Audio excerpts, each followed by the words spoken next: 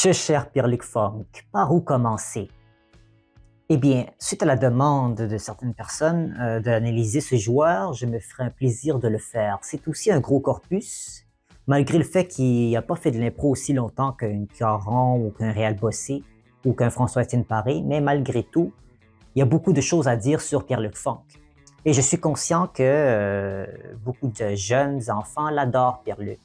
Donc, je vais m'efforcer de changer ma manière de parler dans ces vidéos-là exceptionnellement, d'utiliser des mots plus simples et tout pour que les jeunes qui regarderaient cette vidéo, qui se demanderaient c'est quoi ça, puissent en savoir plus sur Funk d'une manière ludique et vraiment agréable à l'écoute. Donc, sans plus tarder, on débute ça.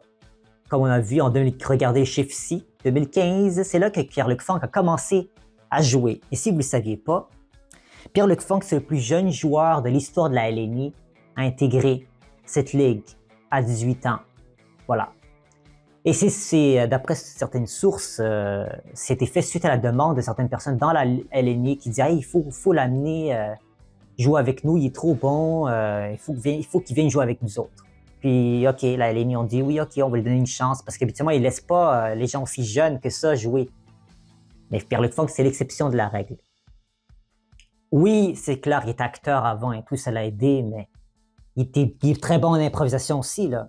Si les gens qui le connaissent souvent sur Tactique, en tant que Samuel Langevin, petite anecdote intéressante, ils ont fait, le Tactique a fait à l'époque un site web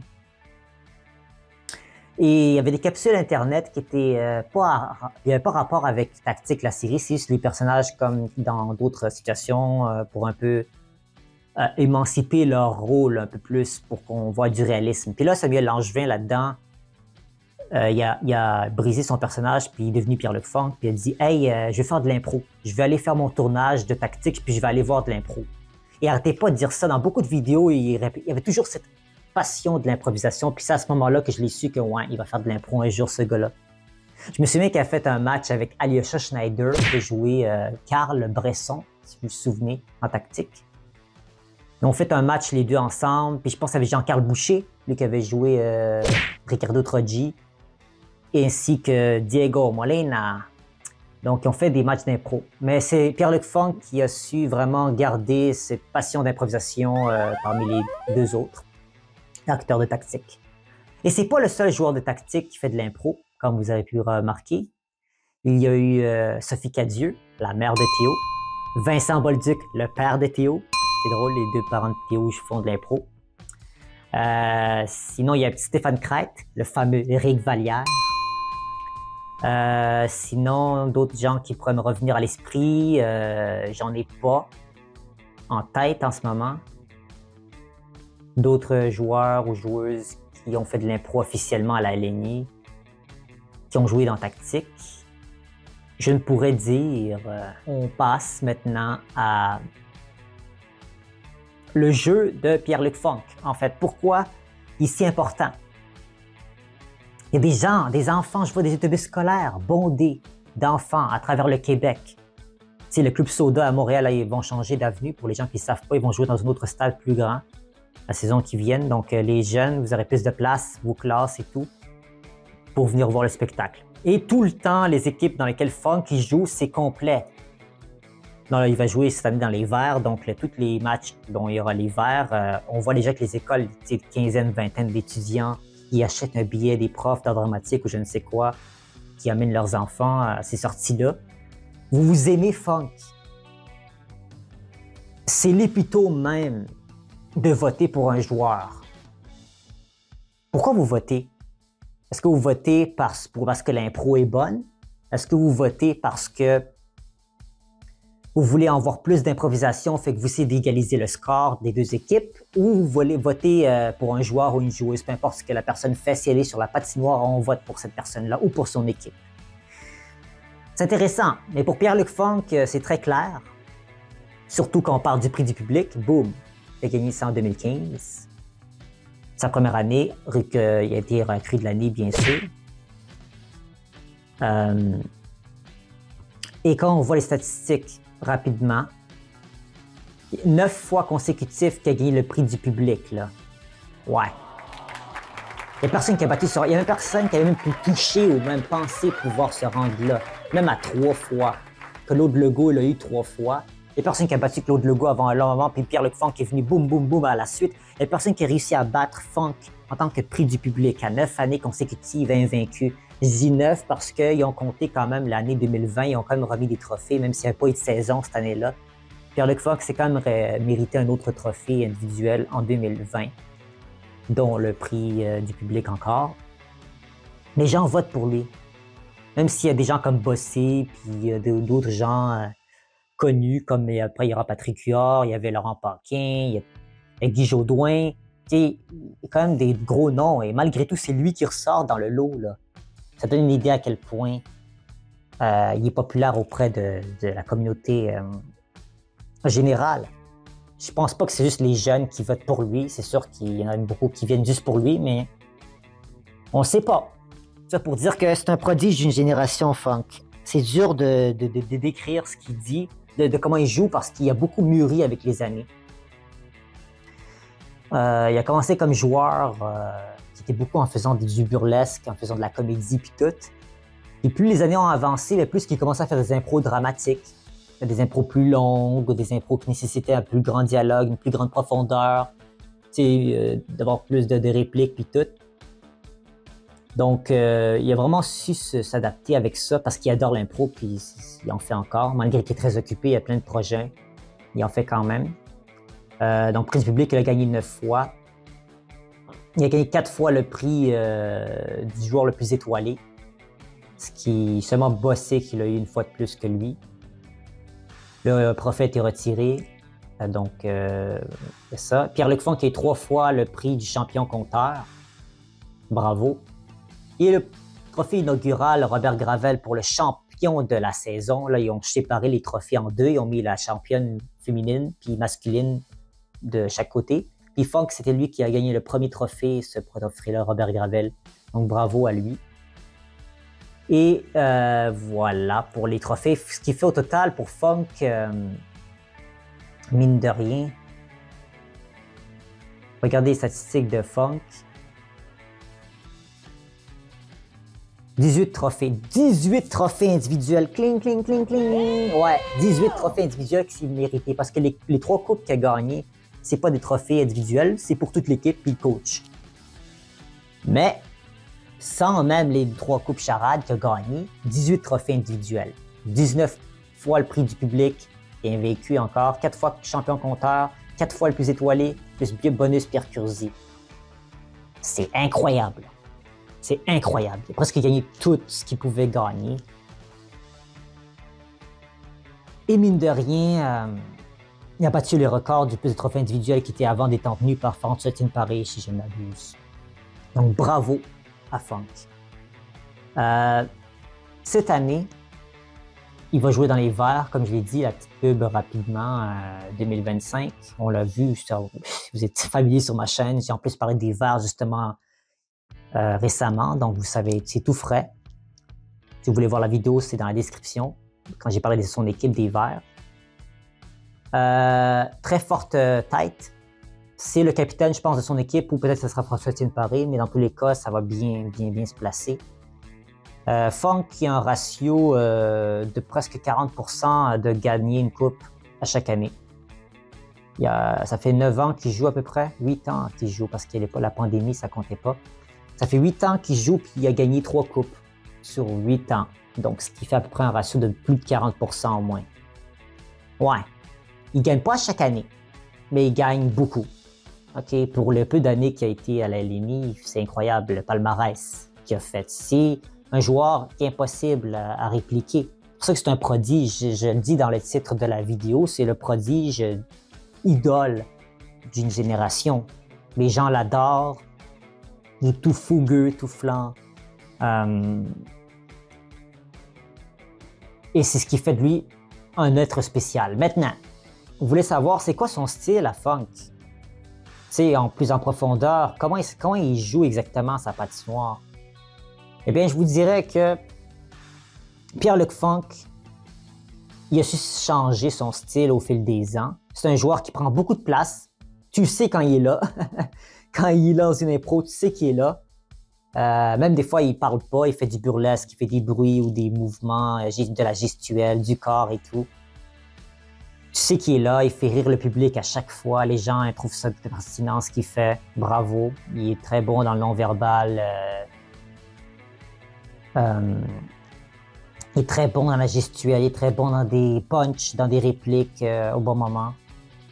Des fois, on peut dire qu'il en fait trop, peut-être. Il en fait peut-être trop. Ça, un petit peu, ça permet peut-être pas à l'histoire d'avancer aussi bien qu'on le voudrait. C'est pour faire rire le public.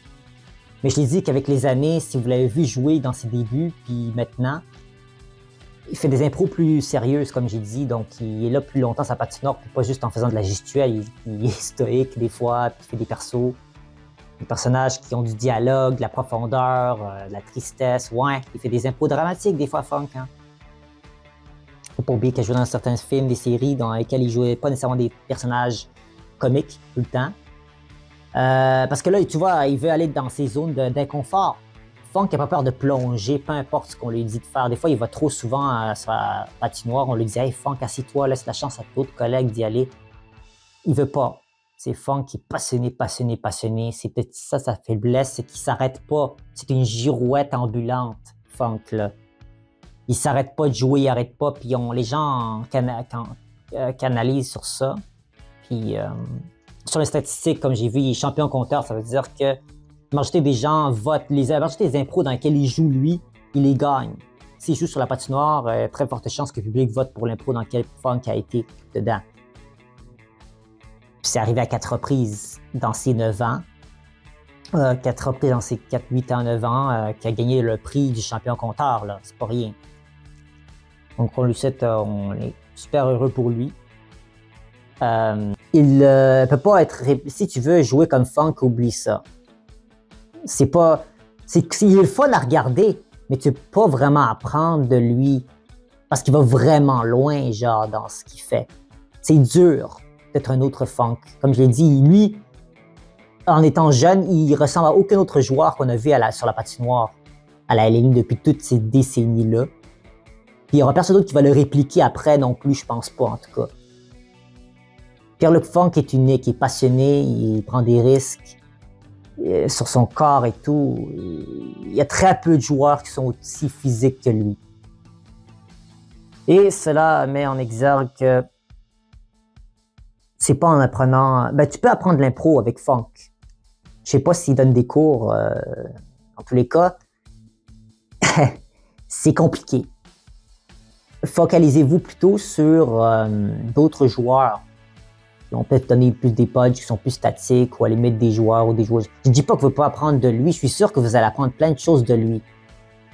Ma question pour vous, les amis, c'est est-ce que vous êtes capable d'aller aux limites que Funk va? De mettre votre corps en ligne de jeu, des fois même de vous péter la gueule, comme on dit en bon québécois. Comme Frédéric Barbouchi a dit, fais-toi du fun puis pète-toi la gueule.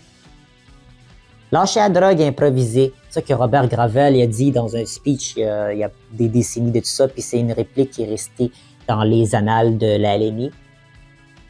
Lâchez la drogue les jeunes puis improviser. C'est drôle, hein? Ça a tellement de différents sens, mais Funk, il a pris au pied de la lettre, ça. C'est sa drogue, la LNI. C'est une drogue d'adrénaline, il en a besoin de tout ça. Je sais pas combien d'impro il fait chez vous, chez lui, une fois la LNI est finie, parce qu'il n'y a pas tant de matchs qu'il joue. Hein. Chaque équipe joue 5 matchs, incluant la demi-finale et la finale, ce qui fait 7 matchs au total, ce qui n'est pas beaucoup. Il joue dans d'autres ligues, il fait plus d'impro, la Lime, je sais pas, la Citronnelle, il a joué dans d'autres ligues. Donc vraiment, là, il est passionné, c'est sa drogue, la LNI. Peut-être que les gens vous diront, toi aussi, la tour d'impro. Toi aussi. Peut-être. C'est d'une autre façon que moi, la LNI me parle. C'est plus au niveau, en fait, cérébral, statistique, l'art du jouer. Je l'apprécie bien, j'ai joué moi aussi en improvisation également, donc à plein niveau que cela me traverse. Est-ce que je me suis inspiré de Funk pour jouer? À vrai dire, pas vraiment. C'est pas vraiment ce que Funk fait. C'est comment il le fait. C'est le fait qu'il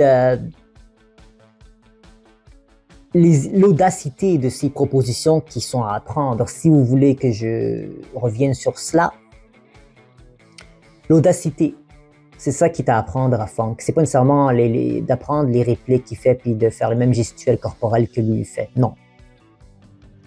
Parce que c'est presque irréplicable.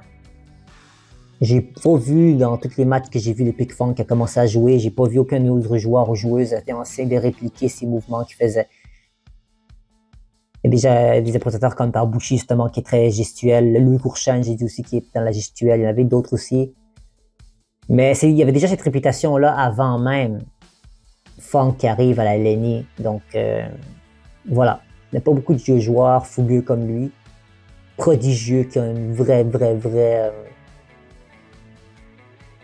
belle progression au fil de son jeu.